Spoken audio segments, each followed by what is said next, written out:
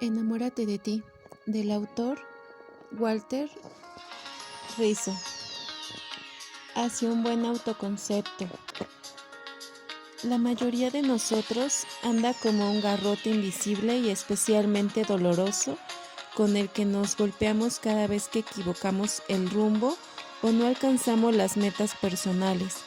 Los que no se quieren a sí mismos han aprendido a echarse la culpa por casi todo lo que hacen mal y a dudar del propio esfuerzo cuando hacen las cosas bien, como si tuvieran los cables cruzados. Si fracasan, dicen, dependió de mí, y si logran ser exitosos en alguna cuestión, afirman, fue pura suerte. Hay una subcultura del autosabotaje que ejerce sus influencias negativas y nos lleva a sernos responsables más de lo malo que de lo bueno. No hay que ser tan duro con uno mismo. El autoconcepto se refiere a lo que piensas de ti, al concepto que tienes de tu persona, así como podrías tenerlo de alguien más. Y como es lógico, tal concepción se verá reflejada en la manera en la que te trates a ti mismo, qué te dices, qué te exiges y cómo lo haces.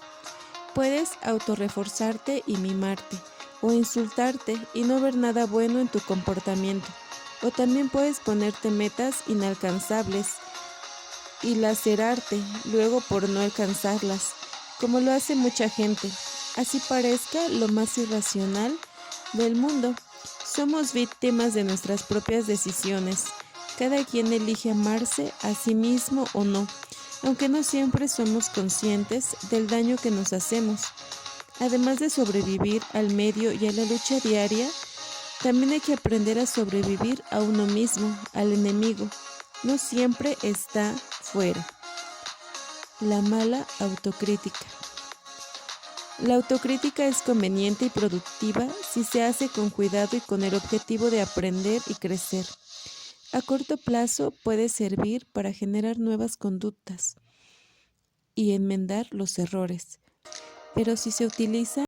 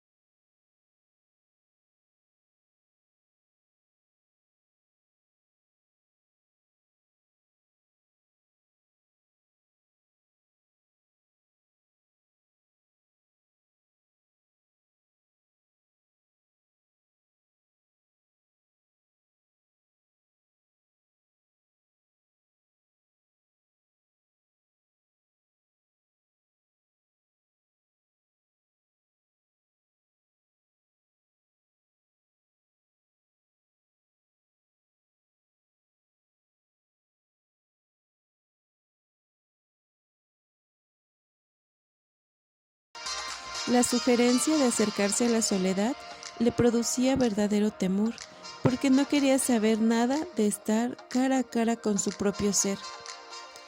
El mal hábito de estar haciendo permanentemente revisiones interiores y duras y crudas incrementa la insatisfacción con uno mismo y los sentimientos de inseguridad. Nadie aprende con métodos basados en la punición o el castigo. Recuerdo que cuando era niño asistí a un colegio cuya pedagogía se basaba en métodos de enseñanza supremamente punitivos. Nos trataban como malhechores en potencia a quienes había que encauzar y educar a cualquier precio. Si no sabías la lección o no habías hecho las tareas correctamente, te sentaban en un rincón del salón mirando la pared y te ponían un bonete en la cabeza y unas orejas de burro. No estoy exagerando, un ápice. La crueldad era exponencial. No solo te exhibían frente a tus compañeros como el mayor de los incapaces, sino que literalmente te exiliaban del resto. Recuerdo que en más de una ocasión me pasé horas mirando el muro y contando hormigas. Si hablabas en clase o hacías algo que se saliera del reglamento, la pedagogía correctiva consistía en hacerte poner las manos hacia arriba para que el profesor te diera unos reglazos en las palmas. Insisto, eso ocurría delante de todos los alumnos como una forma de escarmiento público. Los golpes dolían mucho, y aunque no eran latigazos, se parecían. De más está decir que esos procedimientos humillantes eran permitidos por los respectivos directores de los colegios y el Ministerio de Educación de aquel entonces. Me viene a la memoria un paciente que no hacía más que autocastigarse, se insultaba unas 50 veces al día en voz baja, se prohibía la mayoría de los disfrutes como si fuera un fakir, y tenía tantas reglas y requisitos para vivir que le era imposible sentirse bien. Estaba tan limitado y confundido que ya no sabía en verdad quién era. Él decía que se sentía como una fotocopia de sí mismo, y no es exageración. A muchas personas les ocurre que cuando se pierden en los debería y las obligaciones autoimpuestas ya no recuerdan cómo eran en realidad. Las máscaras psicológicas no solo agotan, sino que te despersonalizan. El hombre que apenas tenía 35 años era incapaz de tomar decisiones por sí mismo y pedía permiso hasta para respirar. Mi paciente había crecido con la idea de que si no seguía estrictamente las pautas con las que lo habían educado, dejaría de ser una buena persona. Demasiada carga para cualquiera, y por eso cabe la pregunta: ¿cómo hizo para sobrevivir a semejante asfixia normativa? Para sobrellevar la represión autoimpuesta, desarrolló 3 métodos: autocontrol excesivo, autoobservación obsesiva y autocrítica despiadada. 3 garrotes mortales. Castigarse a sí mismo lo hacía sentir bueno, correcto y salvado. Cuando pidió ayuda profesional e hizo su propia revolución psicológica moral, llegó a la sana conclusión de que no merecía maltratarse. Empezó a permitirse algunos deslices simpáticos, como comerse un helado triple con chocolate y crema batida sin pensar en la gula, vestirse bien sin sentirse vanidoso o culpable, y mirar a una chica por la calle sin sentirse especialmente lujurioso. El castigo sistemático, en cualquiera de sus formas, lo único que te enseñará es a huir de los depredadores y castigadores en turno. Huir y nada más.